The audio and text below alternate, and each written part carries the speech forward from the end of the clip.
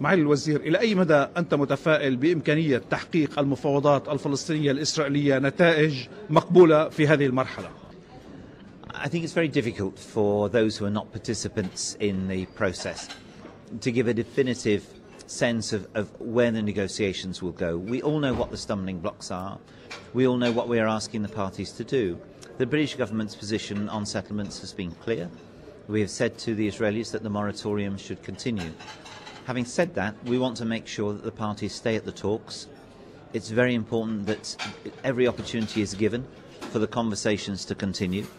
We thought it was very significant that Mahmoud Abbas did not walk away from the talks last weekend, that there is this opportunity for further consideration before the Arab League meets this week.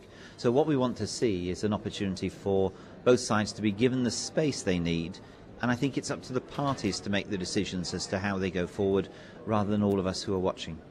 أبديت مخاوف من عدم التوصل إلى حل في المفاوضات الجارية. لماذا هذه المخاوف؟ I think the sense that the parties have been brought together after so much work by Senator Mitchell on the proximity talks has heightened a sense of expectation, and I feel that this is another really historic opportunity.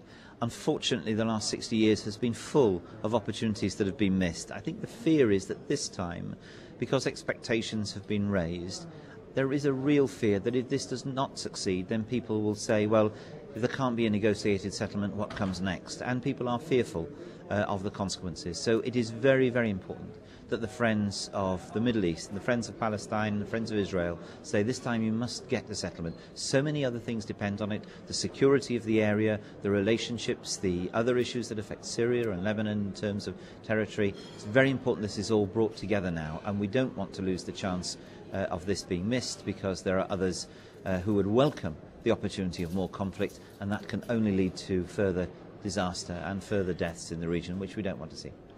إلى أي مدى يمكن القول بأن الإدارة الأمريكية بقيادة الرئيس أوباما جادة في التوصل إلى سلام في ظل الأوضاع التي تواجهها الولايات المتحدة على الصعيد الداخلي؟ I think the significant thing was that he was very determined to get these talks on track.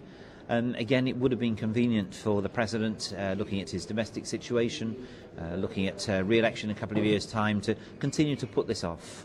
But the problems won't go away. The longer they're left, they will still be there. There will still be the issue of land. There will still be the issue of settlements. There will still be the issues of borders. There will still be the issues of Jerusalem. There will still be the issues of refugees. None of these issues get easier as time goes on. They get more difficult. So I think what President Obama brought to it was a determination to say, this we must have a real try at solving. So let's see what we can do. And he has succeeded in bringing the parties together.